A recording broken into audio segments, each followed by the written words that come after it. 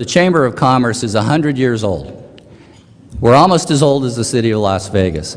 But it was born through necessity, and many times, through times when the city of Las Vegas hit their own speed bumps, the Chamber of Commerce was there. The leaders of the business community have been integral to some of the important things that have happened in our community. And many of the important developments, the important changes that you heard about on the video today were brought about often in times of crisis and times of need. Well, today, where are we? Obviously, it is no news to anybody in this room, anybody that's been awake for the last couple of years, that we are still impacted by the worst recession in our lifetimes. We are going through things that we did not expect and we did not anticipate. We are at the top of lists that we don't want to be at, such as unemployment and foreclosures, and we are at the bottom of the lists that we used to lead, such as inflows of population, inflows of new business, the most business-friendly environments. So what are we going to do about this?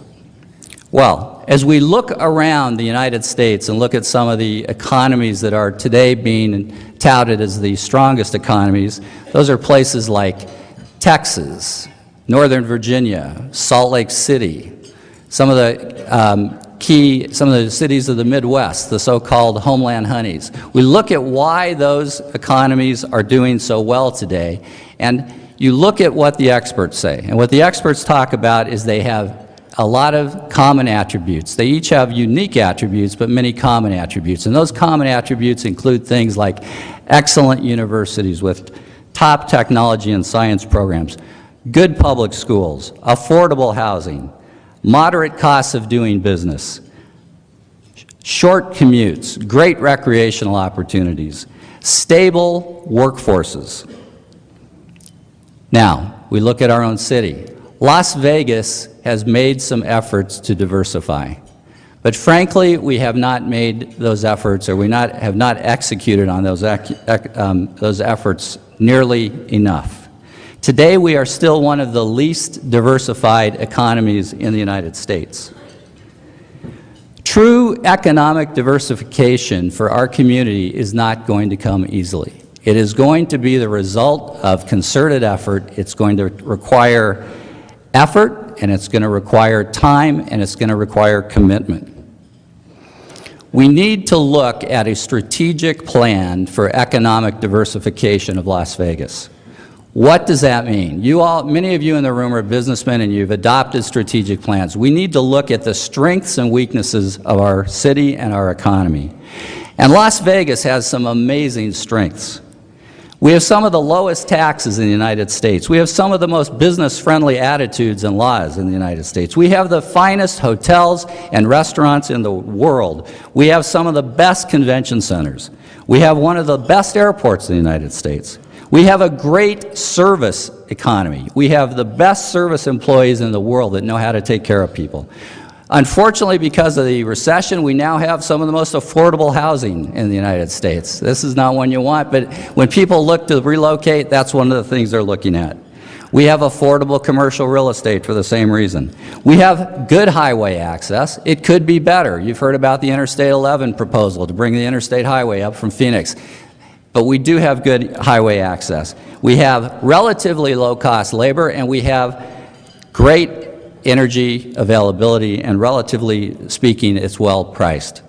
And you know, in some respects, and most importantly, we are Las Vegas. And Las Vegas, as many of you know, is one of the most recognized brands in the United States. And it's a brand that we can use to bring people to this city. Now, obviously, there are things that we need to work on.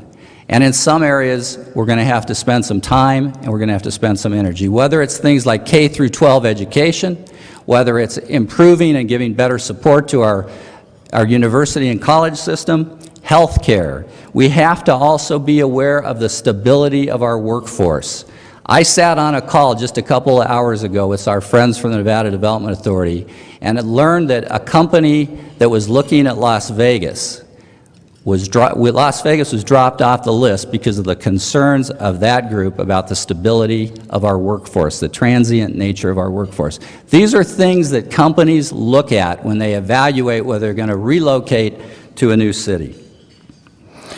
In a recent article that I read a couple weeks ago in Newsweek magazine, it talked about the recession, and I'm going to read a quote because I thought it was interesting, and it conveys a message, I think, quite well.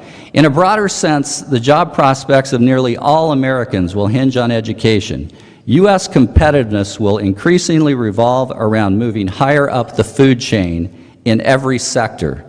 China may be the world's factory, but it is yet to create an iPad.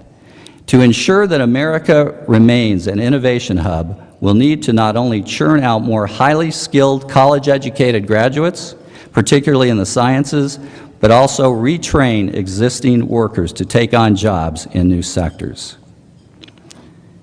We need to identify the opportunities that we have as a community. We need to identify what kinds of industries and what kind of industry clusters belong in this city.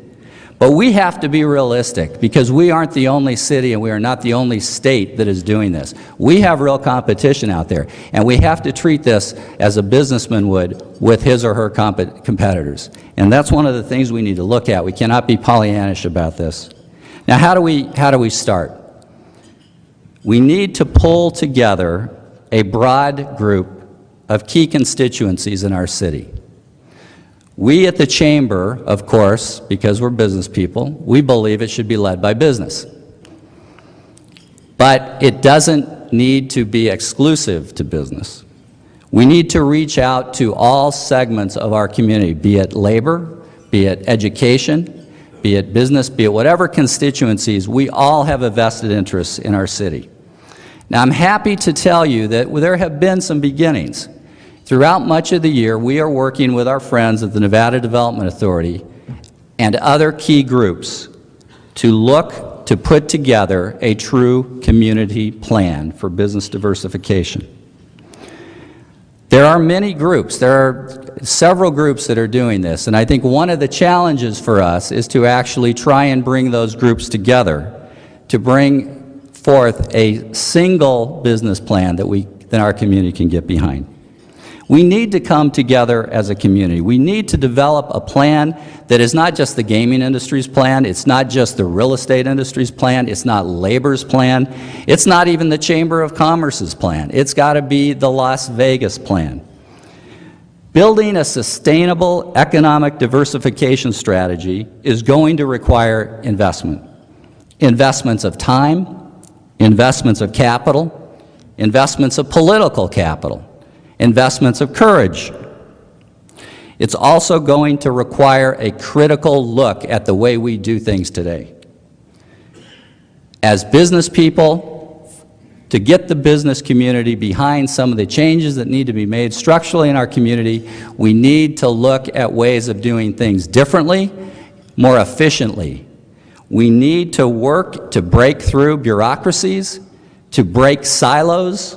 We need to look for new systems and new ways to accomplish what we all know we can. We need to make Las Vegas a place where corporations want to move here and stay here. We don't want to be just the cheaper alternative to doing business in California. We want companies and employees to view Las Vegas as a better place to be on many levels for the long term. Now, we need to build on the things first that we are really good at, and we're really good at a lot of things. And I talked about some of those a few minutes ago, but whether it's hospitality, providing great places for people, for companies and individuals to locate here and to meet and to do business, providing superior customer service, accommodating large numbers of people for expos and meetings, providing great entertainment. We know we're the best in the United States, maybe the best in the world at doing that. We have to start with our strengths. We need to care and feed for our fledgling technology and biotech community, because that's one of the targeted areas for growth in many of the business plans that are out there.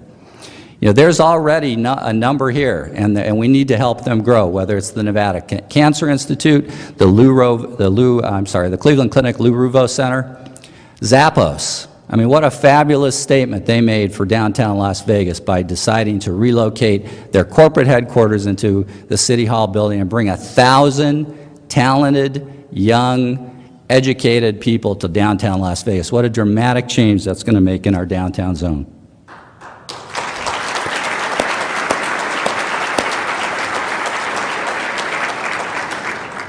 We have many other man-made and natural advantages here. We are, as I said, a low-cost business environment. We have great weather. We have government and defense opportunities in this region. There ought to be an alternative use to Yucca Mountain that we can deploy for the betterment of our economy. We have been called the Saudi Arabia of solar. We have the opportunities to really lead the nation in solar and in wind energy. We just need to do it. We need to stop talking about it. Now, what's the power of the Chamber of Commerce? Here is where we can pull together the power that is in this room. As you've heard already, the Las Vegas Chamber of Commerce has 6,000 members, and those 6,000 members represent 250,000 employees in this state. We are the largest business organization in the state of Nevada. We are the third largest chamber of commerce in the United States. We can leverage the power of this chamber and our membership to make a difference. We can bring much pressure to bear to do the right thing. Now, we're not naive. If you read the paper, we know there is something between, depending on who you believe or ask, a $1 billion to $3 billion deficit that our state legislature is going to be dealing with. But it's a reality and we have to work through it. The Chamber of Commerce, as it always is, will be at the legislature. We will be in Carson City for the 2011 legislature, and we will be in Las Vegas working on these challenges. We will continue to be a voice for business, a voice for each of you in this room. However, our voice alone as the Chamber of Commerce may not be enough, because it will be a tough fight, and we are going to need to reach out and ask for your help. And we are going to approach you and ask you at times to make calls to your legislators, to your governmental officials, and we might even ask you to testify. We need to really leverage off the power of this organization, the power of the people, the business community, and the people of Las Vegas. Now, we can and we will make a difference in 2011, our centennial year. The time to act is upon us. We cannot sit idly by and wait for somebody else to pull us out of this recession. We are Americans, we are Nevadans, and we are Las Vegans. And our city, our state, our nation did not grow to where it is today by waiting for somebody else to do the job for us. We must pull together and tackle this issue. It's a big one, and it's a solvable one, and we believe we can do it. So please, we're asking you through this year, and we will ask you to please help make Las Vegas the type of city that you will want to raise your children in and your grandchildren in. And we'll be asking you to join us in that effort this year, and I thank you very much.